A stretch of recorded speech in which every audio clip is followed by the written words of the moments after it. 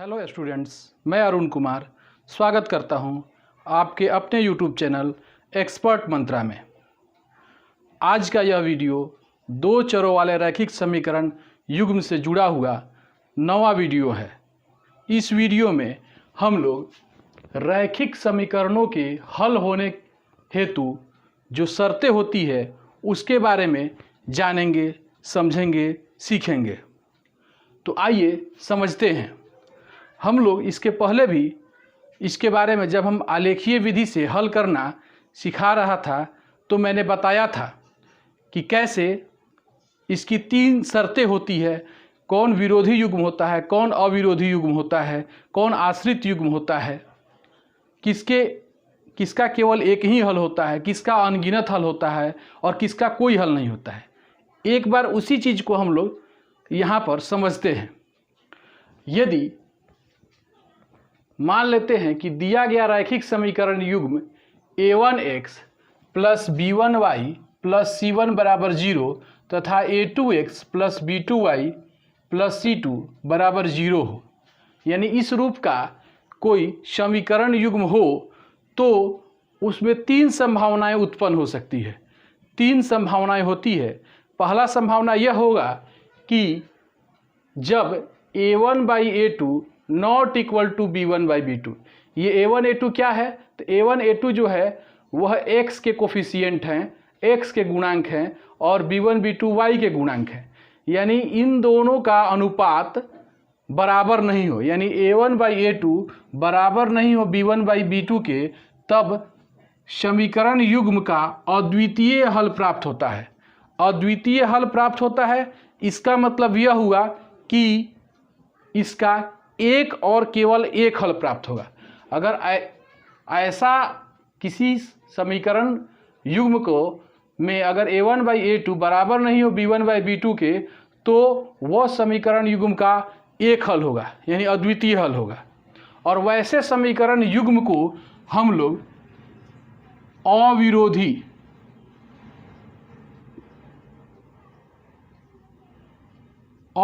समीकरण युग्म कहते हैं। यानी जिसका एक हल होता है उसको हम लोग अविरोधी समीकरण युग्म कहा जाता है। दूसरा कंडीशन ये हो सकता है जब a1 बाई a2 बराबर हो b1 बाई b2 के और वह बराबर हो c1 बाई c2 के, यानी तीनों का अनुपात आपस में बराबर हो, तो ऐसे कंडीशन में इस समीकरण युग्म का अपरिमित रूप से अनेक हल होते हैं, यानी बहुत ज़्यादा हल होता है, अनगिनत हल होता है। और ऐसे समीकरण युग्म को हम लोग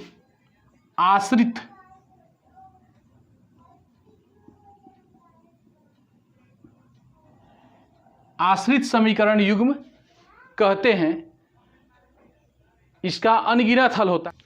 तीसरा जो कंडीशन होता है कि जब a1 बाई a2 बराबर नहीं हो a1 बाई a2 बराबर हो b1 बाई b2 के और बराबर नहीं हो c1 बाई c2 के, अगर यह तीसरा नंबर का कंडीशन उत्पन्न होता है तब समीकरण युग्म का कोई हल नहीं होता है। ऐसे कंडीशन में समीकरण युग्म का कोई हल नहीं होता है। और जब कोई हल नहीं होता है, इसका मतलब जब इसे हम ग्राफीय विधि से हल करते हैं तो इसका ग्राफ जो होता है, दोनों रेखाएं समांतर प्राप्त होती है। और इसमें दो नंबर वाले इक्वेशन में जो ग्राफ प्राप्त होता है वह समपाती होता है। और यहाँ पर जब अद्वितीय हल प्राप्त होता है तो ग्राफ की दोनों रेखाएं जो है एक दूसरे को प्रतिच्छेद करती है। तो जब कोई हल नहीं प्राप्त होता है, इसका मतलब दिया गया समीकरण युग्म असंगत होता है। जिसका कोई हल नहीं होता है वो असंगत होता है। जिसका एक या अधिक हल होता है उसे हम लोग संगत युग्म कहते हैं। यानी ये दोनों जो है संगत, इनके समीकरण युग्म संगत होते हैं और जिसका कोई हल नहीं प्राप्त होता है वो असंगत होता है। इस प्रकार से आप समझ गए कि इन समीकरणों के हल होने हेतु तीन शर्तें होती है। जब a1 बाई a2 बराबर नहीं हो b1 बाई b2 के, तो उस समीकरण युग्म को हम लोग अविरोधी युग्म कहते हैं तथा उसका एक और केवल एक हल अर्थात अविरोधी हल प्राप्त होता है, अद्वितीय हल प्राप्त होता है। और दूसरा कंडीशन ये होता है कि जब a1/a2 बराबर हो b1/b2 के और वह भी बराबर हो c1/c2 के, तो ऐसी स्थिति में जो समीकरण युग्म होता है उसको हम लोग आश्रित युग्म कहते हैं और इसका अनेकों हल होता है और इसका जो ग्राफ प्राप्त होता है, ग्राफ में जो रेखाएं प्राप्त होती है वो समपाती होती है। और तीसरा जो कंडीशन होता है, जो a1/a2 बराबर होता है b1/b2 के और वह बराबर नहीं होता है c1/c2 के, ऐसी स्थिति में जो समीकरण युग्म होता है उसको हम लोग विरोधी कहते हैं, विरोधी युग्म कहते हैं। और ऐसे युग्म का कोई हल नहीं होता है और इसका जो अगर हम लोग आलेखीय विधि से हल करते हैं तो इसके जो ग्राफ प्राप्त होते हैं, ग्राफ में जो रेखाएं प्राप्त होती हैं वो समांतर होती हैं। आशा करता हूँ ये आप लोग अच्छी तरीके से समझ लिए होंगे। अब चलिए इससे जुड़े हुए एक प्रश्न को हम लोग हल करते हैं। प्रश्न है कि P के किन मान या मानों के लिए रैखिक समीकरण युग्म px + y = p² x + py = 1 का कोई हल नहीं होगा। ये दो समीकरण युग्म दिए गए हैं हमें और हमें बताना है कि P के किस मान के लिए इस समीकरण युग्म का कोई हल नहीं होगा। तो हम लोगों ने जाना है कि कोई हल नहीं होने के लिए शर्त क्या होता है, a1/a2 बराबर b1/b2 but not equal to c1/c2। तो आइए इसे हम लोग सॉल्व करते हैं।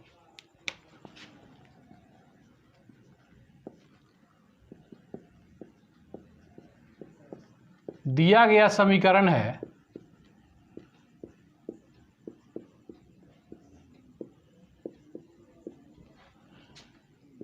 px + y = इसको हम लोग पक्षांतर कर देते हैं, यानी px + y - p² = 0। इक्वेशन 1 मान लेते हैं इसको, तथा ax + py - 1 = 0। इसका ही पक्षांतर कर दिए, साइड चेंज कर दिए हम लोग। 2 नंबर इक्वेशन, ये दोनों ही इक्वेशन a1x + b1y + c1 के रूप का है, a2x + b2y + c2 के रूप का है। हम लिख सकते हैं ये a1x + b1y + c1 = 0 तथा a2x + b2y + c2 = 0 के रूप के हैं। तो जब ये इस रूप के हैं तो ऐसी स्थिति में हम क्या लिख सकते हैं, तो a1 बराबर, तो a1 बराबर क्या हो जाएगा, p हो जाएगा, b1 = क्या हो जाएगा, तो जो y का कोफिशिएंट होगा, y का गुणांक होगा वही b1 का वैल्यू होगा। तो y का कोफिशिएंट क्या है, 1 है, तो b1 = 1 हो जाएगा। c1 यानी अचर पद, तो अचर पद -p² है, तो हम -p² लिख देते हैं।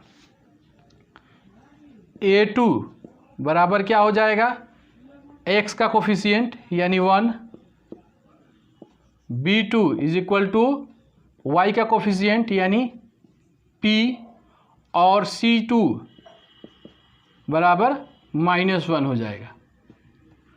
अब हम लोग जो कोई हल नहीं होने का शर्त है उसको लिखेंगे। तो कोई हल नहीं होने के लिए क्या शर्त है, कोई हल नहीं होने के लिए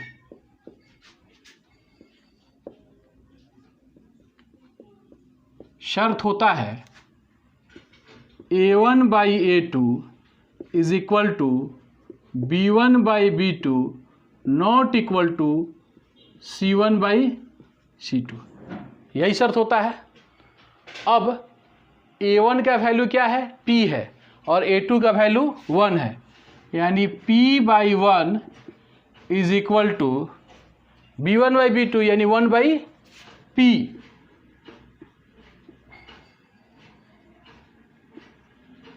एक बटा P, not equal to C1/C2 यानी -P² -1 -P² -1। अब इसको हम लोग ऐसे भी लिख सकते हैं, P/1 का मतलब P ही हुआ, तो P बराबर 1/P not equal to, minus minus cancel हो जाएगा तो केवल क्या बचेगा, P²। अब यहाँ पर हम लिख सकते हैं P is equal to 1/P तथा P not equal to P² लिखा जा सकता है, या फिर हम लोग क्रॉस मल्टीप्लाई करेंगे तो P² इज इक्वल टू 1 हो जाएगा तथा इस P से ही P कैंसिल हो जाएगा तो P नॉट इक्वल टू 1 हो जाएगा, या फिर P इज इक्वल टू, अब P² है इधर रूट आ जाएगा, √1 यानी +-1, तो P इज इक्वल टू +-1 तथा P नॉट इक्वल टू 1। यहाँ कह रहा है कि P का वैल्यू +1 और -1 दोनों हो सकता है, और यहाँ पर कह रहा है कि P 1 के बराबर नहीं है। इसका मतलब क्या हुआ कि P का वैल्यू क्या होगा, -1 होगा, या फिर P इज इक्वल टू -1। इस प्रकार से अगर P का वैल्यू -1 होता है तो इसका कोई भी हल नहीं होगा। आशा करता हूँ कि इस वीडियो से आपको अच्छी जानकारी प्राप्त हुई होगी तथा इससे संबंधित जितने भी प्रश्न होंगे आप आसानी से हल कर पाएंगे। धन्यवाद।